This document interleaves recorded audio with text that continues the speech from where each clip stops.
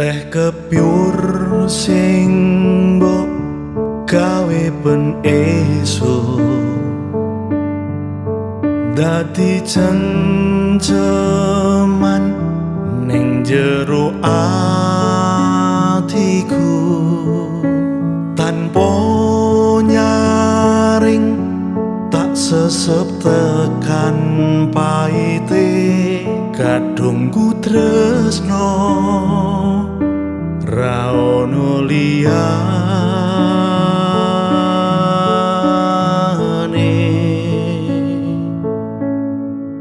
lunga mung limpe tanpa pamitan esuk tanpa teh sing ning ngarepan angler ngonmu turu penak ra karuan sawangen aku saka suwargamu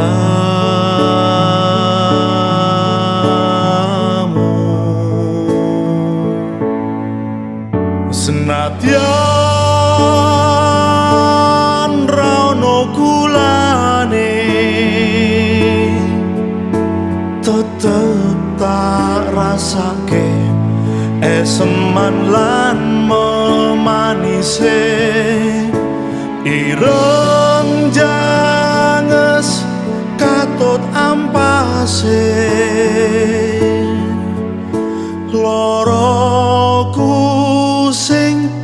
tak rasake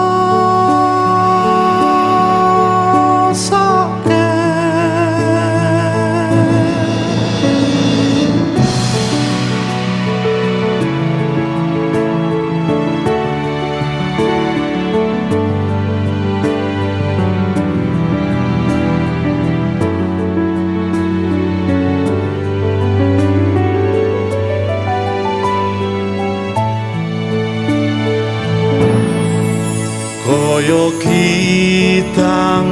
ing mangsa ketigan ngorong banyune mili sak tetesan awakku wis lumrah ra ono sandaran ati iki mung karirmu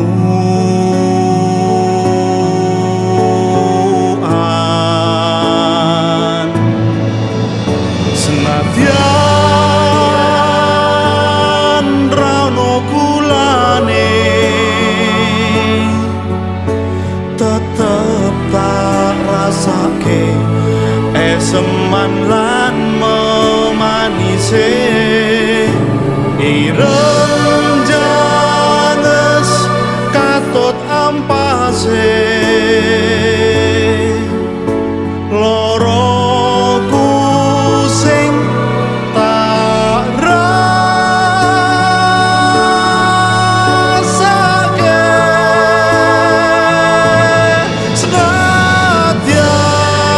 senadyan ra ono kulane tetep tak rasake eseman lan